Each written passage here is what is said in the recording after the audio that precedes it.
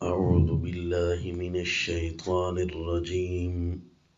بسم الله الرحمن الرحيم.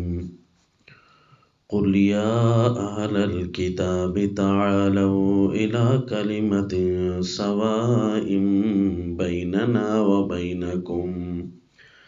ألا نعبد إلا الله ولا نشرك به شيئا ولا يتخذ بعضنا بعضا أربابا من دون الله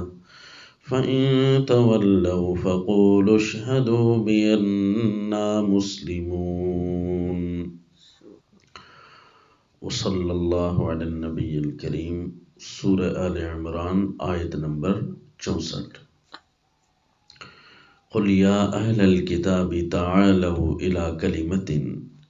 فرما دیجیے میرے پیغمبر، اے اہل کتاب، اے پڑھے لکھے لوگو، تعالوا الی کلمۃ، آؤ ایک بات کی طرف، سواء بیننا و بینکم، جو تمہارے اور ہمارے درمیان برابر ہے، آؤ ایک بات کی طرف۔ وہ عبارت جس کی طرف رسول اللہ صلی اللہ علیہ وسلم بلا رہے ہیں، اس عبارت کے 3 حصے ہیں، اس ایک بات کے 3 جزء ہیں۔ یہ رسول اللہ صلی اللہ علیہ وسلم یہود و نصارہ کو دعوت اتحاد دے رہے ہیں۔ اس کا مطلب ہے جب یہود و نصارہ کو دعوت اتحاد ان شرائط پر دی جا سکتی ہے تو مسلمانوں کے جتنے بھی اپنے فرقے ہیں وہ یا یہود یا نصارہ انہی کی روش پر چلیں گے اگر اسلام سے ہٹتے ہیں تو پھر ان کو بھی انہی 3 چیزوں کی 3 جزوں کی دعوت دی جائے جو آگے بیان ہوتی ہیں۔ جتنے بھی فرقے چل رہے ہیں ان کی آپس میں محبت اور اتحاد اور ان کا ایک ہو جانا وہ 3 شرطوں کے سوا ممکن نہیں۔ وہ پہلے 3 شرطیں یہ ہیں، نمبر 1، اللہ نعبد الا اللہ، کہ ہم عبادت صرف اور صرف ایک اللہ کی کریں گے۔ دوسری شرط، ولا نشرک بہ شیئا، کہ اللہ کے ساتھ کسی ذرے کو بھی شریک نہیں بنانا۔ تیسری شرط، ولا يتخذ بعضنا بعضا اربابا من دون اللہ، ایک دوسرے کو اللہ کے مقابلے میں رب نہیں بنا لینا۔ رب کی ساری اتھارٹی، طاقت رب کی ہے، دین شریعت بیان کرنے کی، نافذ کرنے کی، شریعت بنانے کی طاقت اور اتھارٹی یہ اللہ کی ہے۔ اب یہ اتھارٹی ایک دوسرے کو نہیں دینی، نہ اپنے مولویوں پیروں کو، نہ اپنے استادوں کو، نہ اپنے مرشد کو، یہ اتھارٹی کسی کے پاس نہیں ہے۔ اگر وہ قرآن و سنت کے مطابق ہوگا تو وہ امام ہے، وہ ہادی ہے، وہ مرشد ہے، وہ پیر ہے، وہ استاد ہے، وہ امیر ہے۔ لیکن اگر قرآن و سنت سے کوئی بات واضح متصادم نظر آئے گی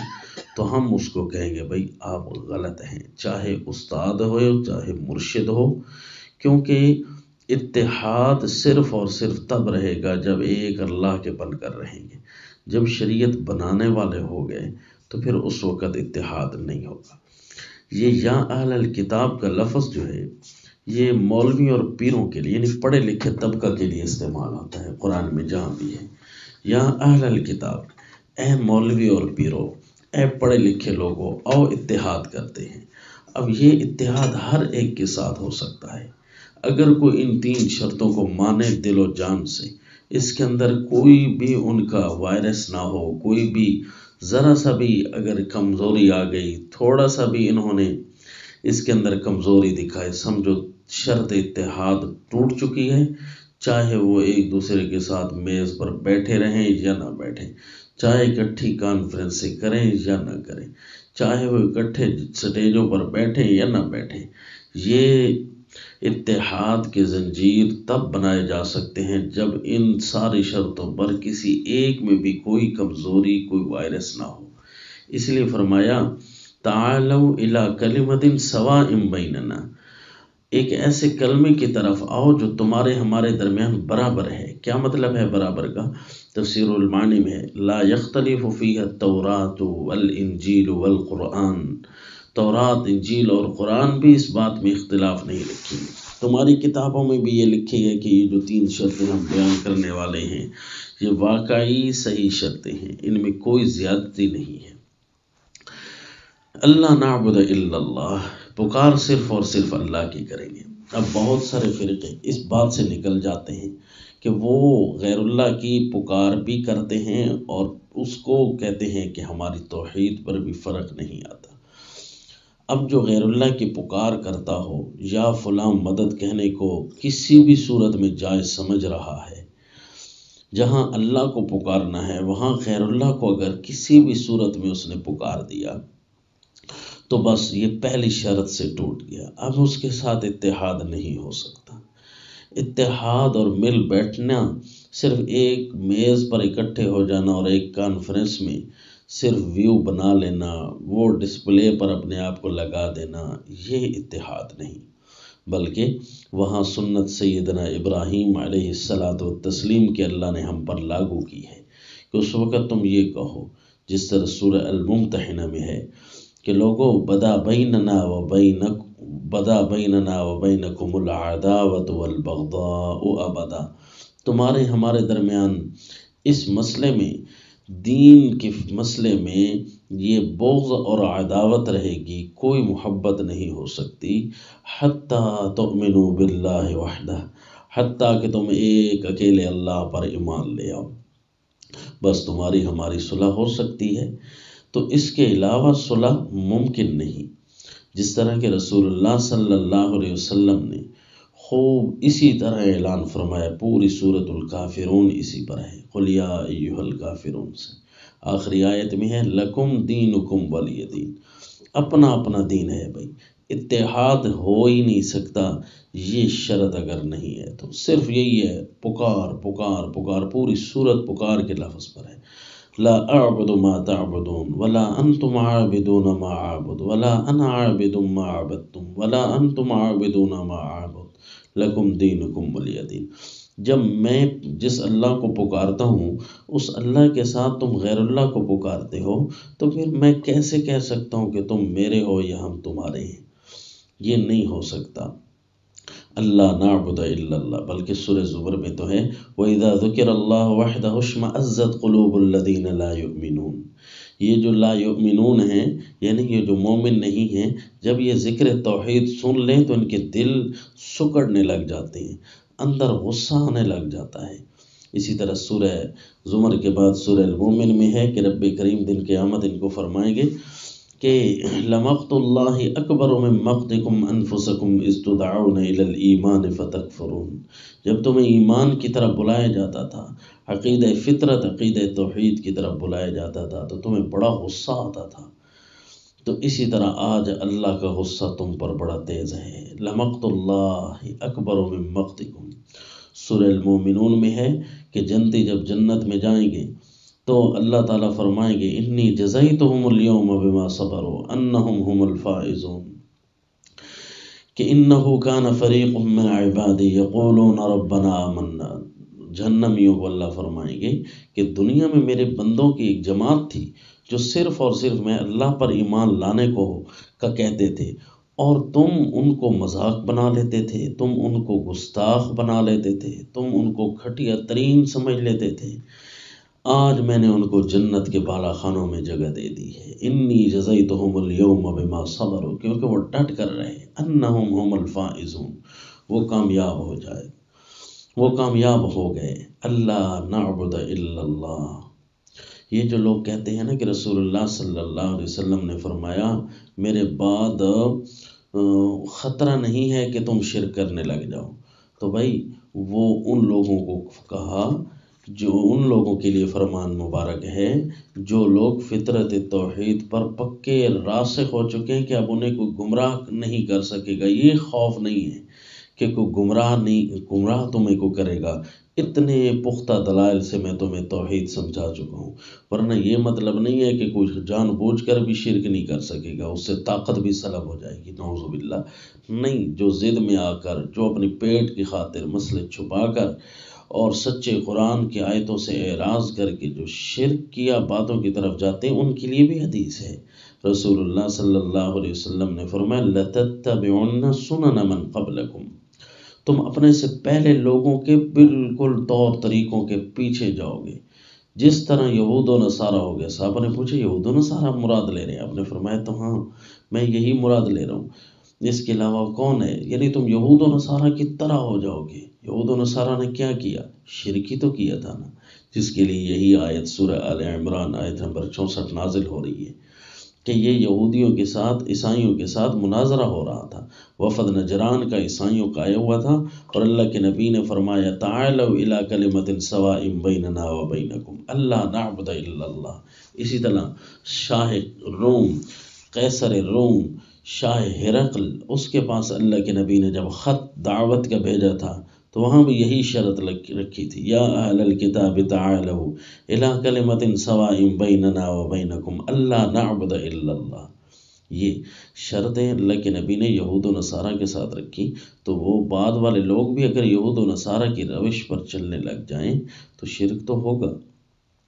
اسی طرح فرمایا ولا نشرک بہ شیئا، دوسری شرط۔ اب کچھ فرقے یہاں سے گر جائیں گے جو اپنے آپ کو موحد کہیں گے کہ ہم صرف اور صرف ایک اللہ کی پکار کہنے کو جائز سمجھتے ہیں، یا فلاں مدد یا فلاں مدد کہنے کو جائز نہیں سمجھتے، وہ بھی کہیں نہ کہیں شیطان کے اٹیک میں آ جاتے، شرک کر بیٹھتے ہیں۔ اللہ کی ذات اور صفات اور ذات و صفات کے تقاضوں میں شرک نہیں کرنا نا،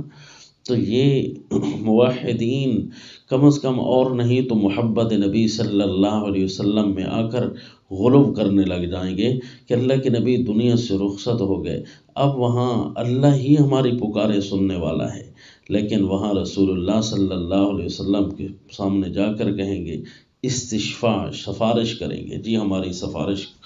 قبول کریں۔ کوئی تو کہتے ہیں وہاں جا کر کلمہ پڑھو قبر شریف کے پاس، تاکہ اللہ کے نبی ڈائریکٹ تمہارا کلمہ طیبہ سن لیں اور تمہارے ایمان کے ڈائریکٹ گواہ بن جائیں، لا حول ولا قوت الا باللہ۔ یعنی اب اللہ کی جو صفت تھی کہ ما فوق الاسباب، اور بغیر کسی واسطے وسیلے کے اور بغیر کسی بھی رکاوٹ کے براہ راست اللہ تعالیٰ سننے والی ذات ہے، اب یہاں سبب کٹ گئے کہ اللہ کے نبی صلی اللہ علیہ وسلم کی روح مبارک جنت میں ہے، وہیں سے جو ہے یہ یہاں پر کنیکشن قائم کر کے نعوذ باللہ جہاں بھی وہی رہے اللہ کے نبی کی روح سن لے گی، وہ روح نعوذ باللہ یہ صفت تو اللہ کی ہے۔ یعنی کچھ فرقے تو موحدین اپنے آپ کو کہلانے والے یہاں سے نکل جائیں گے، تو دعوت اتحاد ان کو بھی ہے کہ اگر ایک دوسرے کے ساتھ مل بیٹھنا ہے، ہاتھوں کی زنجیریں بنانے کا کیا فائدہ، سٹیجوں پر ایک دوسرے کے ساتھ بیٹھنے کا کیا فائدہ جب دل میں یہ شرط ہی نہ ہو۔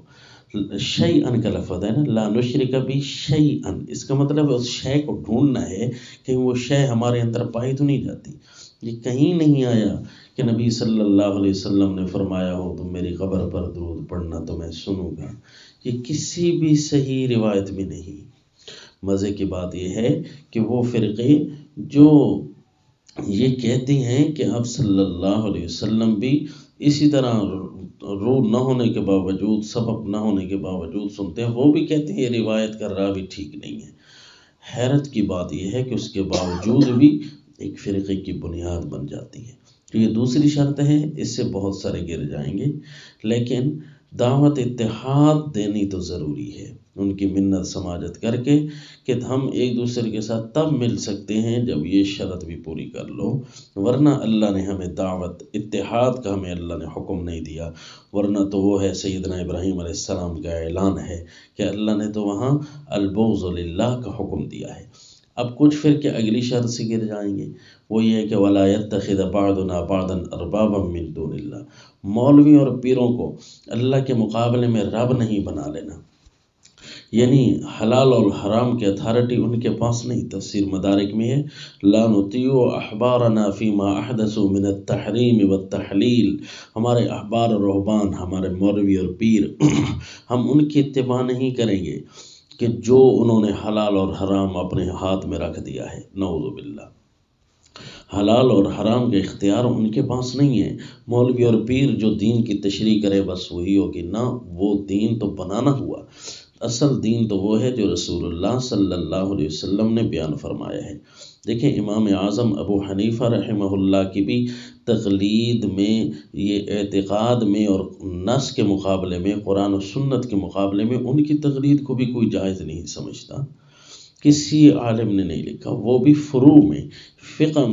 فقہ کے مسائل میں ان کی تقلید ہوتی ہے، جہاں قرآن و سنت میں واضح مسئلہ نہیں، اور وہ قرآن و سنت ہی سے تبھی بھی ان کی وہ بات مانی جائے گی کہ وہ قرآن و سنت ہی کا نچوڑ ہمارے سامنے رکھیں گے، وہیں سے دلیل دیتے ہیں۔ تو جب اتنے بڑے امام کے لیے ہم یہ شرط لگا رہے ہیں، تو کسی مولوی اور پیر کی بات مانتے ہوئے ضعیف روایت یا صحیح روایت کی منمانی تشریح کر کے اس کی بات ماننا، تو اس کو نعوذ باللہ رب بنانا ہے۔ کسی کی بھی کوئی بات براہ راست قرآن اور حدیث سے ٹکرائے، امام ہو، مرشد ہو، ہادی ہو، استاد ہو، پیر ہو، امیر ہو، جو بھی ہو، اس کی بات ماننا جائز نہیں۔ تفسیر کبیر میں ہے یہود و نصارہ کیا کرتے تھے کہ کانوا یطیعونہم فی التحلیل والتحریم، کہ وہ اپنے مولوی اور پیروں کی اتباع کرتے تھے حلال اور حرام کرنے میں۔ دین میں ایک چیز حلال ہے، مولوی اور پیر کہیں گے نہیں حرام ہے، تو بس جی انہی کی بات مان لیتے ہیں۔ دین میں ایک چیز حرام ہے، مولوی اور پیر کہتے نہیں جی یہ حلال ہے، اس کو مان لو۔ نعوذ باللہ، یہ تو یہود و نصارہ یوں کرتے تھے۔ اور اسی طرح فرمایا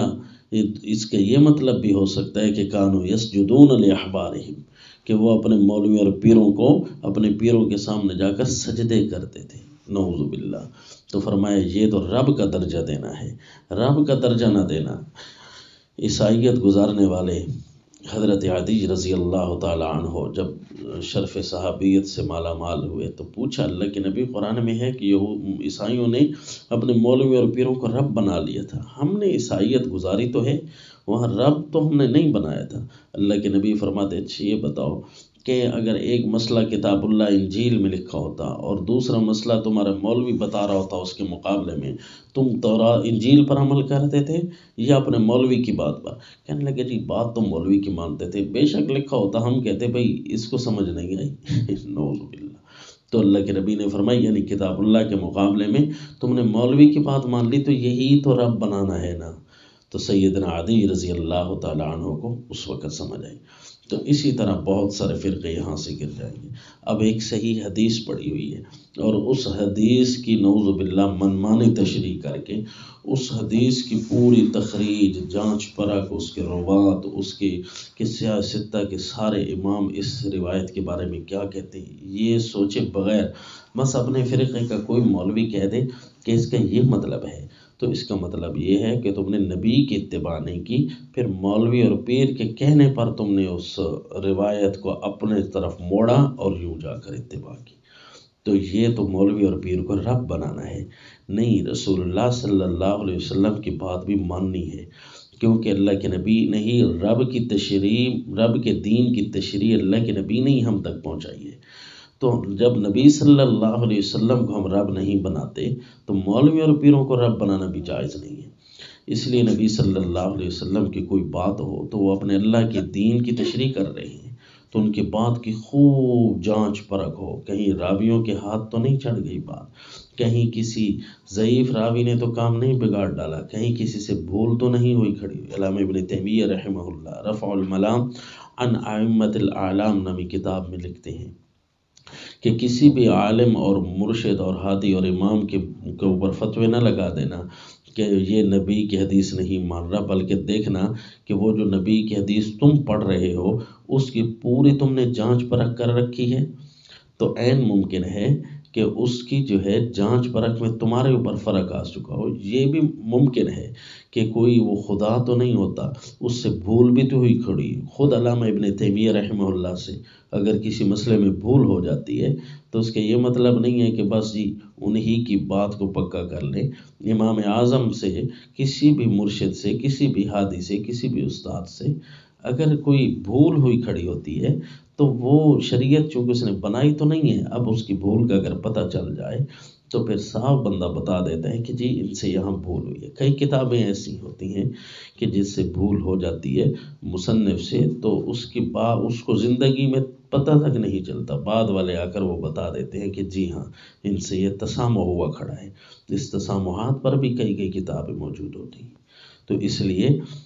اس کی بات کو پکا پکڑ لینا یہ تو پھر رب بنانا ہوا۔ لہذا رسول اللہ صلی اللہ علیہ وسلم کی حدیث طیبہ ہوں، کتاب اللہ کی باتیں ہیں، خوب اپنا زور صرف کر کے اس کے اصل مطلب تک پہنچا جائے۔ یہ نہ کیا جائے کہ اپنی منمانی کر کے، جس طرح آج کل نعوذ باللہ موبائل کا دور ہے، کوئی بھی روایت کا ترجمہ بھیج دیتا ہے تو بس جی اسی پر بندہ اکتفا کر لیتا ہے۔ تو پھر وہ تو موبائل والے کو اپنا رب بنانا ہوا، وہ تو اس مولوی پیر کو جس طرح رب بنانا جائز نہیں ہے، اسی طرح موبائل کو بھی تو رب بنانا جائز نہیں ہے۔ اس کی پوری جانچ پرکھ ہو۔ تو یہ تین وہ شرطیں ہیں جس سے ہم کسی بھی جگہ کسی بھی علاقے میں جائیں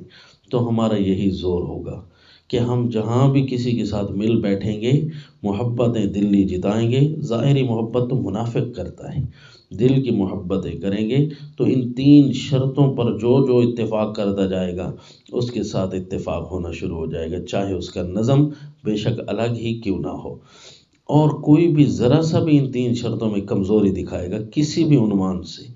تو پھر اس کے ساتھ اللہ نے بیٹھنا بھی منع کر دیا ہے۔ اللہ فرماتے ہیں ایسے لوگ جو ہماری آیتوں میں داخل ہو رہے ہیں ان کے ساتھ بیٹھو تک نہیں، لا تقعدوا معهم، ان کے ساتھ بیٹھو تک بھی نہیں۔